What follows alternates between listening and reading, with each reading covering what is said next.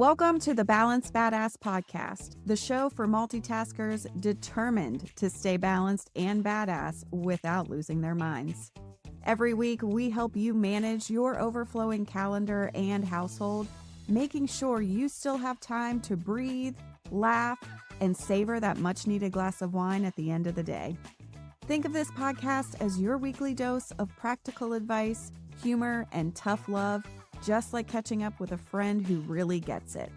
I'm Tara Kermit, your personal growth coach, helping you handle how was your day without a meltdown. Now let's get into today's episode. Here's the question up for discussion today. Is your job setting you up to fail? You're working your ass off and still you're somehow falling short. Like no matter how many hours you put in, how many meetings you sit through, or how many fires you put out, there's always more. More expectations, more pressure, more shit that no one talks about, but you're just supposed to handle. And then you're wondering, is it me? Am I not organized enough? Not productive enough? Did I lose my edge? Let me stop you right there.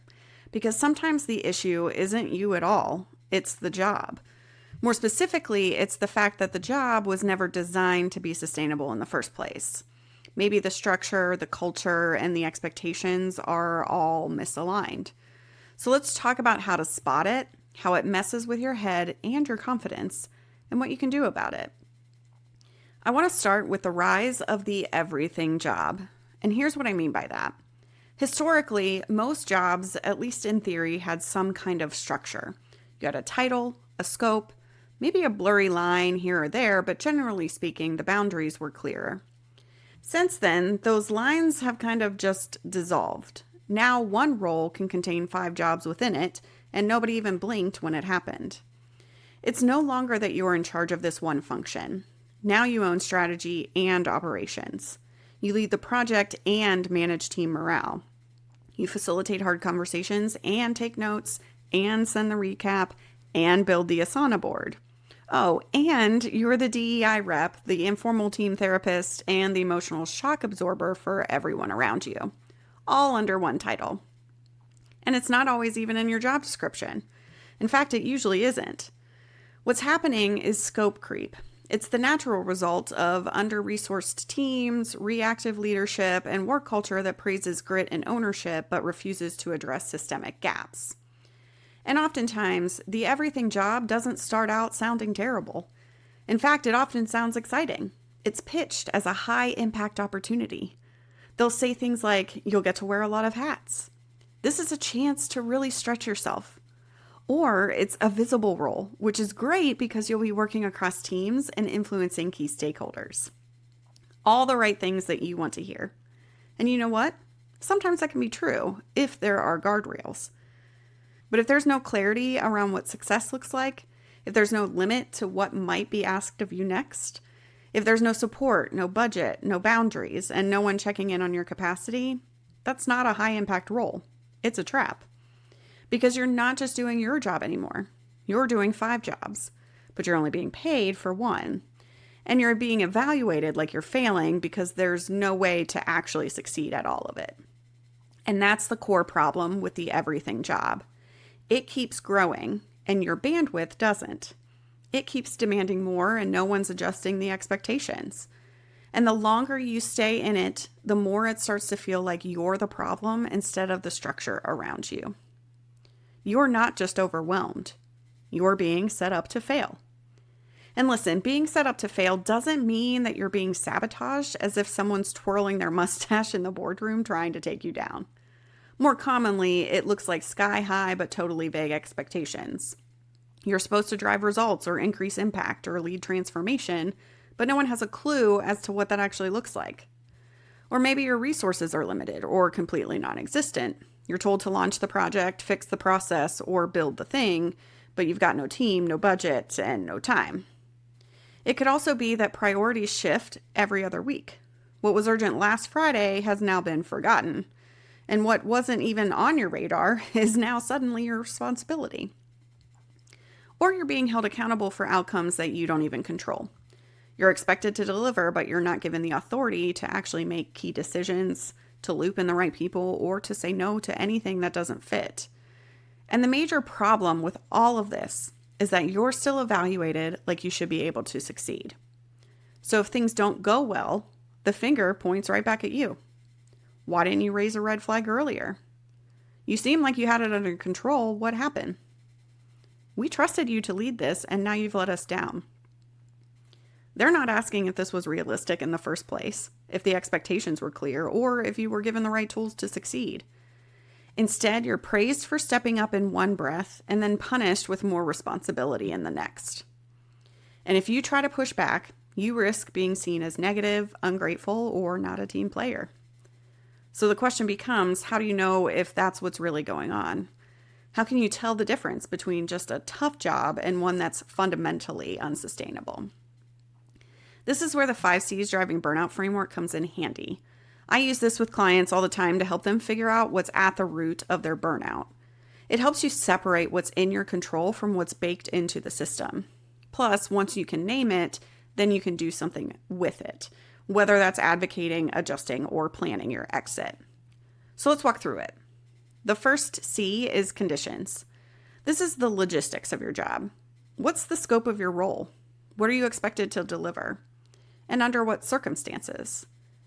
Some of the red flags to look out for here are that you're doing the work of 2 or 3 people, you never get a break from the urgency, or there's no space to think, plan, or catch your breath. You're constantly reacting, and because everything is a priority, nothing really is. It's about the fact that the workload is inherently unmanageable. Essentially, it's chronic overload with no relief in sight. Now, zoom out a little and look at the culture. What behaviors does your workplace reward? Not what they say in the onboarding deck, but what actually gets attention, praise, or promotion. Your red flags here might be that skipping lunch is framed as commitment, taking PTO is often frowned upon, and anytime you set a boundary, you somehow get punished. You can be in a job you love and still be in a culture that's eroding your well-being. And a lot of people miss this because culture is invisible until you challenge it. But if overwork is the expectation, then burnout isn't an accident. It's a feature of the system. Now let's go inward and examine your convictions. This one's a little sneaky because it's about what you believe, not necessarily what's true. Look out for internal narratives like, if I just worked harder, I can fix this, or I should be able to handle it. And even everyone else seems fine, maybe I'm just not built for this. This is how burnout gets internalized. You stop looking at the system and you start blaming yourself. But a lot of the stories you're telling yourself didn't start with you. They came from hustle culture, childhood conditioning, or years in dysfunctional workplaces. They're survival stories. They helped you succeed in the past, but when the system itself is broken, they just keep you stuck longer than you should be. Next one is choices. This one is all about power. You might be responsible for results, but have no real authority to make any decisions. This could look like being held accountable for outcomes, but not looped into decisions. It could also look like you're raising legitimate concerns, but nothing happens. Or maybe you're being told to get creative with zero resources or support. This isn't real autonomy. It's responsibility without agency, and it's one of the most toxic dynamics. It turns thoughtful, strategic people into reactive, exhausted ones, and it leads to a tone of resentment and learned helplessness over time. Finally, we get to capacity, your energy, your focus, your mental bandwidth. We're looking at what's left in the tank. Are you forgetting simple things? Do you feel foggy, numb, or just emotionally flat? Are you struggling to do even simple tasks at work and at home? This is executive function breakdown. Your brain's doing its best, but there's no fuel left to run the engine. Imagine being handed a car with bald tires, a cracked windshield, no gas in the tank, and then being told, drive this cross country and don't stop. And by the way, we're measuring your performance based on how fast you get there. That's what it feels like when your capacity is gone, but the expectations don't adjust. You're being told to deliver peak results in a system that's giving you nothing to work with. So let's pause for a quick gut check. If you were nodding along to more than 2 of these C's, there's a very real chance that the issue isn't your performance, it's the design of your role. And once you see that clearly, the next question becomes, so now what? What if you can't quit tomorrow? What if you like parts of your job, or you need a paycheck, which is very valid, but you also know that something's got to give?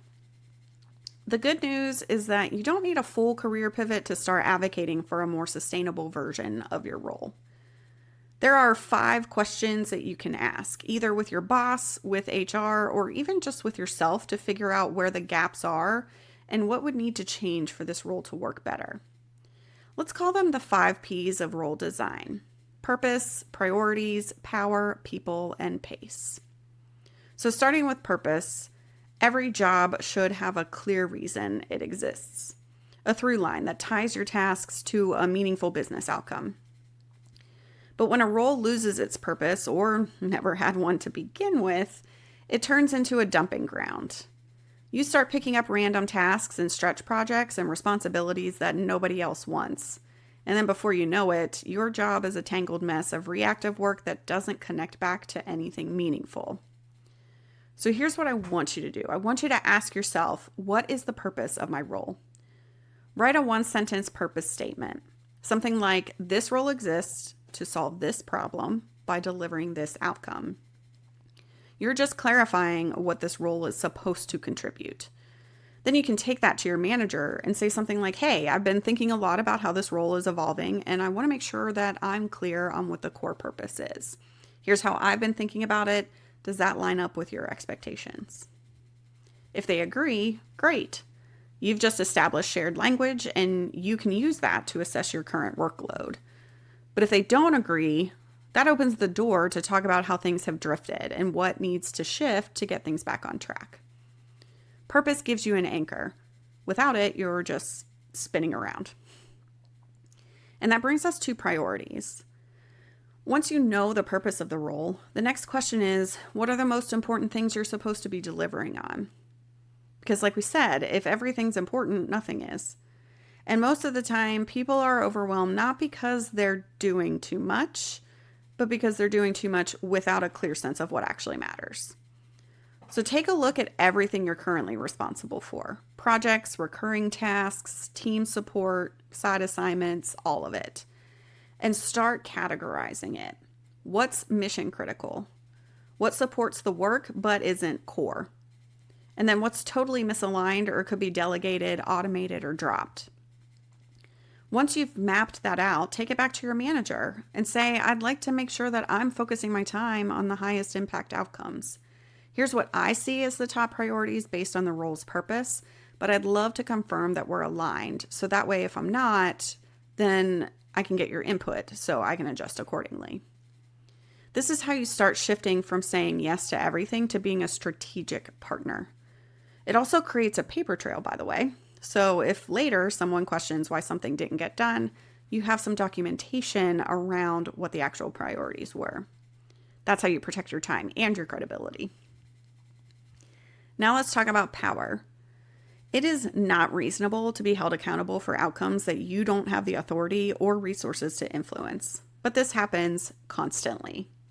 You're expected to drive results, but you can't make decisions. You can't access the right data. You can't approve spending or even influence timelines. And then when something goes sideways, you're still the one on the hook. So map out the key decisions that you're responsible for or expected to influence and list what you actually have access to. For example, if you're expected to own a project, but you need approvals from 3 layers above you and you don't have a budget and the systems you need aren't accessible, that's not ownership. That's actually a liability. Then you can take that map to your manager and say that I want to be successful in this role. To do that, I need X decision rights, Y access, or Z authority. Otherwise, I'm managing outcomes I can't control. Again, you're not whining. You're showing where the gaps are and what it would take to close them. That's leadership. And hell, that's advocating for success, not just for you, but for the organization. Next up is people. This is about support, collaboration, dependencies, because as we know, most jobs don't happen in a vacuum. especially the people-focused, impact-driven roles that so many of you are in. And one of the biggest burnout traps I see is when your role depends on other people doing their jobs, but no one has ever made that explicit. You're waiting on someone from another team to review something. You're supporting multiple departments without clear agreements. You're managing up, sideways, and diagonally, and no one sees the toll that that's taking. So here's the step for you. Make a visual map of the key people and teams that your role intersects with. Who do you collaborate with regularly? Who do you depend on for inputs, decisions, feedback, or approvals? And which parts of your job absolutely cannot happen without them? Once you've got that map, you can have a conversation with your manager or with the teams themselves and say, I want to make sure that we're all clear on responsibilities and timelines so that there's no confusion or delays. Here's what I'm seeing, and I'd love to align expectations. That's how you start turning invisible labor into visible systems. And if there's no support structure at all, you now have a clear case for why the role needs backup or maybe boundary setting. And finally, pace. This is the one everyone avoids because, let's be honest, most of us were taught that we're supposed to be busy, that pushing through is just part of the deal, that burnout is a personal issue, not a workload issue. But that's just not true. If your role literally cannot be done well within your standard work week, that's not your failure. That's a resourcing problem. Look at your current responsibilities and estimate the realistic time each one takes. Not the wishful thinking version, but the actual hours, including meetings, follow-up, thinking time, coordination, everything that's involved. Add it up. Then I want you to compare that to the hours in your week. And if that number doesn't even come close to adding up, the math isn't mathing, that's your leverage point. That's when you can say, right now, the scope of the role requires closer to 55 to 60 hours per week to do well. And I'd like to talk through how we can either reduce scope or add support to make this sustainable. You're being data-driven about what it takes to succeed in this role without sacrificing your health. These 5 Ps, purpose, priorities, power, people, and pace, are all about reclaiming agency. They give you some structure, language, leverage. They help you have adult conversations about what's realistic, what's aligned, and what needs to shift. And even if leadership doesn't take you up on every suggestion, even if you don't get immediate relief, you'll still walk away with clarity. Clarity about what you need, clarity about what's off and not really working for you, and clarity about what you're no longer willing to carry quietly. And if the people around you can't meet you there, then you'll also be holding a blueprint for what to look for next time. Because the next role you step into, that one won't be an everything job. That one will be designed with intention, because now you know what to look for. That's all I have for you today. As always, feel free to reach out to me in my DMs with any specific questions you might have about your situation. And if you found today's episode helpful, I'd love if you could share it with someone or leave a review. Until next time, take care and make good choices, friend. Thanks for hanging out with me on the Balanced Badass podcast. I hope today's episode brought you a little more balance and a lot more badass in your day. If you enjoyed this episode, be sure to subscribe, share it with a friend, and leave a review. Your support helps more multitaskers like you find the show, and I'd really appreciate it. Until next time, take care of yourself and make good choices, friend. I'll catch you next week.